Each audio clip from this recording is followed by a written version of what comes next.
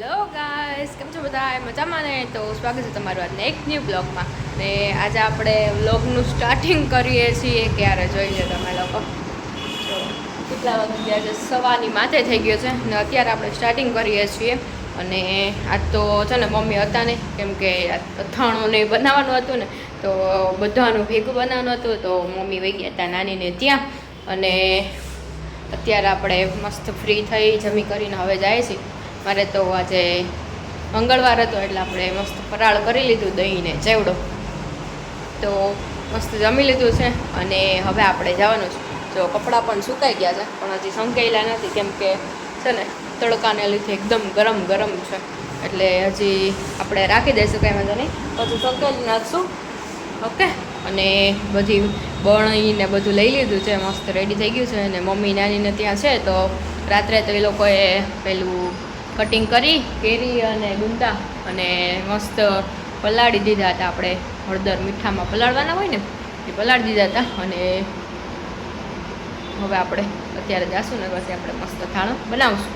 ચાલો, તો જો મસ્ત હેર વોશ પણ કરી લીધા છે, કેમ કે કામ કરીને મસ્ત થાકી ગયા એક તો, અને ઉપરથી ગરમીના લીધે આમ બહુ ખરાબ થઈ ગયા હતા. તો કીધું ચાલો આપણે હેર વોશ પણ કરી લઈ અને આપણે મસ્ત ફ્રી થઈ અને પછી જઈએ, એટલે કંઈ વાંધો નહીં. ચાલો, તો જો આપણે જો બધો સામાન આમાં લઈ લીધો છે, મોટી બધી થેલી વહી છે, કેમ કે કાંઈક ને કાંઈક અહીંયાથી વાનવાથી અહીંયા કાંઈક કંઈક આવતું જતું હોય ને, એટલે સામાન પડ્યો હોય એકબીજાના ઘરે. તો કીધું ચાલો હવે એ આપણે પણ લેતા જઈએ અને જઈએ આપણે અત્યારે, અને પછી ત્યાં કેવો માહોલ છે એ જોઈ લઈએ. ઓકે, ચાલો તો આપણે મળીએ આગળ. બાય. ચાલો, તો ફાઇનલી હું પહોંચી ગઈ હતી નાનીના ઘરે, અને જોઈ લ્યો બધી સાઈડ કેરી ને ગુંદા જઈને આમથી આમ થતા હતા. અને જો ફાઇનલી અહીંયા બધા મસાલા પણ આવી ગયા છે. હાથીના મસાલાથી આપણે મસ્ત એવું આચાર બનાવવાનું છે સ્પેશિયલ. જો આપણે સૌથી પહેલાં ખટ્ટું બનાવીએ છીએ, જો એમાં કેરી ગુંદા, પછી આ મસાલો એડ કર્યા, જો 2 પેકેટ એડ કર્યા છે, જોઈ લો. પછી એમાં મેથી પણ એડ કરી દીધી છે, જે આપણે રાત્રે જ પલાળી દીધી હતી, જોઈ લો. પછી મસ્ત એવું એકદમ બધું હલાવી લેવાનું. અને આપણે તેલ ગરમ કરી લીધું હતું, અને પછી એકદમ ઠરી ગયું ને પછી એમાં એડ કર્યું છે, જોઈ લો.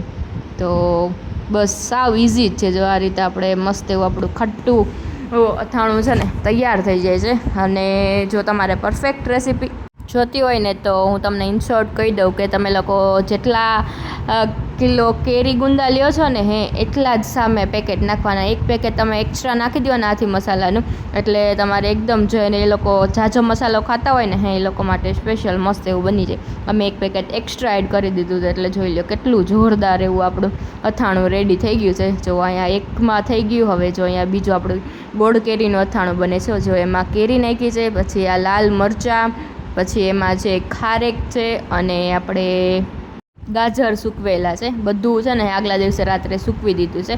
અને એમાં પણ જો આપણે હાથીનો જે ગોળ કેરીનો મસાલો છે ને, એ એડ કરી દીધો છે, જોઈ લ્યો છે ને. સાવ એટલે સાવ ઇઝી છે આ પણ. જો મસ્ત એવું બધું એડ કરી એમાં, અને હલાવી લેવાનું છે. અને પછી આપણે એમાં ગોળ નાખવાનો છે. જેટલા કિલો હોય ને સામે એટલા જ ગોળ નાખી દેવાનો છે, એટલે ગોળ કેરીનું અથાણું રેડી. જો અહીંયા આપણે મસ્ત ગોળ નાખી દઈએ અને એને એકદમ હલાવવાનો છે. અને છે ને આને 1-2 દિવસ છે ને હલાવતું રહેવાનું, એટલે ગોળ છે ને એકદમ ઓગળી જાય. અને જોઈ લ્યો આપણું અહીંયા મસ્ત એવું ગોળ કેરીનું અથાણું જો 2 તપેલા ભરીને રેડી થઈ ગયું છે, જોરદાર એવું.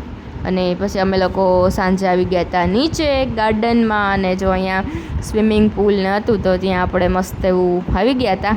ને જોઈ લ્યો આ આખી સોસાયટી છે. હજી જો તમે લોકો કમેન્ટ કરજો તો આખી આપણે સોસાયટીની પણ એક ટૂર તમને લોકોને બતાવી દેશી. તો જો અહીંયા ધાર્મીને સ્વિમિંગ કરવું હતું, તો કીધું ચાલો આપણે લોકો પણ મસ્ત બેસી અને એ લોકો સ્વિમિંગ કરી લે. જો છે ને મસ્ત એવું નાનું એવું છે, બહુ મોટું નથી, એટલે છે ને મજા આવે એવું છે છોકરાઓને.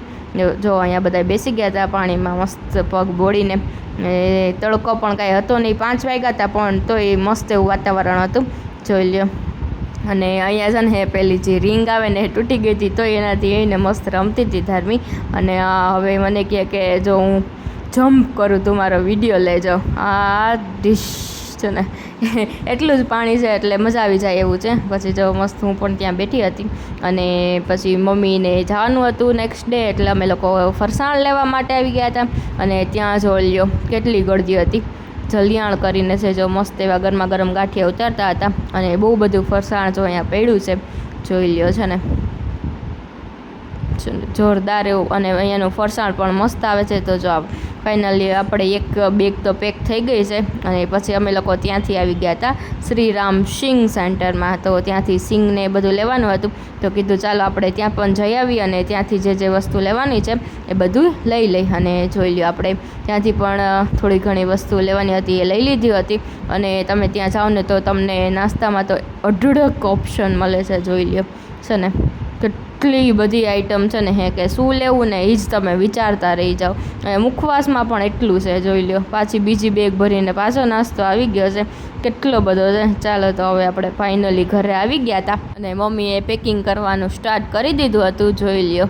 ખજાનો ખોલીને બેઠી છે કેટલો નાસ્તો અને જો મસાલા અને પહેલાં આપણે મુખવાસ ને બધી વસ્તુઓને જો અહીંયા એક બેગ ભરીને તો આખી વેફર છે તો આ બધું પેક કરવાનું છે. જો આટલું બધું સામાન લઈ જવાનો છે જોઈ લો તમે લોકો. બેગમાં આખું બેગ ભરીને તો નાસ્તો જ છે. પછી ફાઇનલી અમે લોકો બધું પેક પૂક કરી અને આવી ગયા હતા રજની ઢોસામાં. અને જો મેં મગાવી લીધી હતી અહીંયા ને ત્યાંની સ્પેશિયલ ગ્રીન ભાજી જોરદાર છે. ટેસ્ટ કરજો એકવાર. અને પછી જો અહીંયા સ્મિતે પેલું આવે ને ઢોસા ફ્રાય એ મગાવી લીધું હતું. અને જો અહીંયા બધાય મસ્ત એવા જમવા બેસી ગયા હતા. ચાલો તો ઢોસા પાર્ટી ચાલતી હતી અને જો અહીંયા આપણે પિઝા ઢોસા પણ મગાવી લીધો હતો અને જો એ પણ મસ્ત જોરદાર એવો આવ્યો છે. ઓવરઓલ બધા ઢોસા અને સાંભાર ચટણી ને બધું મસ્ત હતું તો મજા જ આવી. અને જો એની સિટિંગ એરિયા પણ બહુ સારું એવું છે અને સ્પેસ પણ બહુ મોટી છે તો મજા આવે એવું છે. ત્યાં છોકરાઓ પણ મસ્ત આરામથી રમી શકે અને મસ્ત બેસી શકે ઠંડા પવનમાં. એવી મસ્ત એવી જગ્યા છે. અને પછી અમે લોકો ત્યાંથી નીકળી ગયા હતા જો રેસ્કો સાઈડ આવી ગયા હતા અને હવે અમે લોકો મસ્ત ફ્રેન્ડ્સ બધા ટી પોસ્ટે બેસવાનો પ્લાન હતો. ચાલો તો અમે લોકો એન્જોય કરીએ અને તમને આજનો વ્લોગ ગમ્યો હોય તો ચેનલને લાઈક શેર અને સબસ્ક્રાઈબ કરી દેજો.